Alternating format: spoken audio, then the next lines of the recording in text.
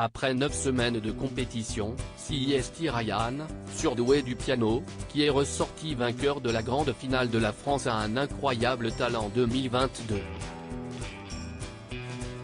Moins de 24 heures après son sacre, le jeune homme donne ses premières impressions à Télé Loisirs.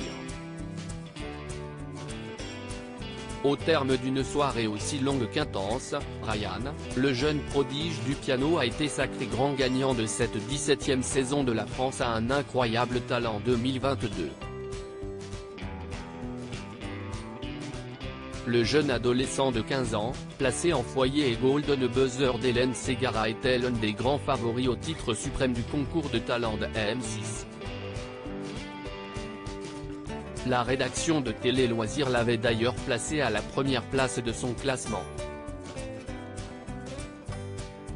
Moins de 24 heures après son sacre, l'incroyable talent 2022 est revenu pour nous sur ses sensations et sur son parcours.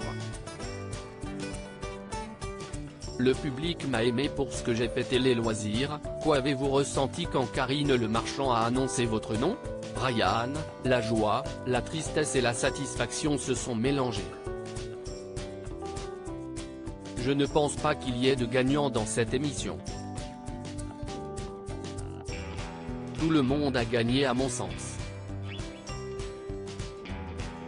Je n'aime pas les compétitions, je ne veux pas me dire que je suis plus aimé qu'un autre par exemple. Ce que je veux retenir, c'est que le public m'a aimé pour ce que j'ai fait et que si j'ai une carrière, des gens me suivront. Qu'est-ce qui a fait la différence selon vous ? Je pense que c'est par rapport à ma persévérance dans le piano et grâce au message que j'ai véhiculé par mon art. La priorité pour moi était de ne pas décevoir le jury, Hélène Ségara et le public. J'ai été Golden Buzzer donc les gens ne m'avaient pas vu depuis un moment. Ils ne pouvaient pas savoir si j'avais progressé ou pas. Pour quelle raison avez-vous mis en scène un décor de gare ? C'était une sorte de clin d'œil à mon histoire. J'ai commencé à exercer dans des pianos de gare. Aujourd'hui, je suis au conservatoire.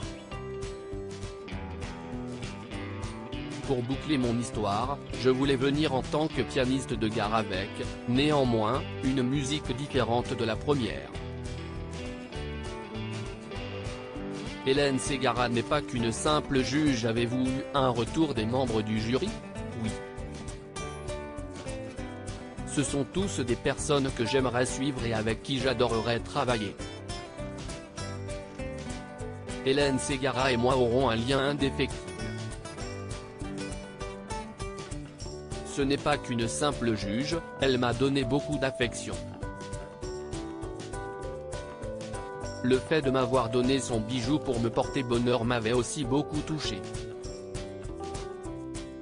Elle m'avait aussi donné pour conseil d'être naturel, souriant et de ne pas contenir mes émotions et sentiments. Dans un précédent entretien, vous disiez que le duo Gemini était méritant que vous. Elles ont un lien très fort entre elles et ont créé un numéro incroyable. Elles ont une histoire très forte derrière elles. Elles méritaient, comme beaucoup d'autres, de remporter cette édition. Leur numéro était magnifique. Qu'est-ce qui a fait la différence entre vous ? Nous avons deux univers, deux personnalités et deux prestations différentes. Je pense que les numéros de pianistes classiques se font rares dans ce programme. Je pense que mon choix d'œuvre, très compliqué, a joué en ma faveur. Mon histoire, qui a créé le buzz, a sûrement aussi joué. Je pense aussi que les gens étaient heureux de me revoir. Je ne pourrai toucher les 100 000 € que le jour de ma majorité. Qu'attendez-vous pour la suite ? J'aimerais qu'un maximum de personnes s'intéressent à la musique classique. Après cette aventure, je voudrais que beaucoup de gens s'ouvrent à cet art. J'espère que d'autres talents viendront montrer des numéros de pianiste. Je voudrais que certains brisent leur pudeur et viennent participer à l'émission. Qu'allez-vous faire du chèque de 100 000 €? L'émission que j'ai remportée s'appelle Incroyable Talent, je ne dépenserai pas mon argent dans des choses banales ou superficielles. J'investirai dans la musique et dans le piano. Dans tous les cas, j'ai le temps d'y réfléchir puisque je ne pourrai toucher cet argent que le jour de ma majorité. Quels sont vos projets futurs? Mon rêve est de jouer dans les plus grandes scènes de France, d'Europe et du monde. Je veux vivre de ma passion pour la musique. Je ne trouve pas qu'il existe quelque chose de plus beau que de pouvoir vivre de ce que l'on aime. Je sais que je dois encore m'entraîner pour arriver à ce rêve.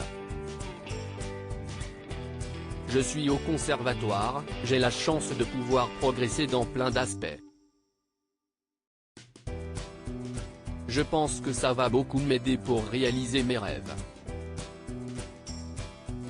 À lire aussi franchement, c'est les boules, le public de la France a un incroyable talent et le choix des finalistes en direct, Éric Antoine affiche également sa désapprobation.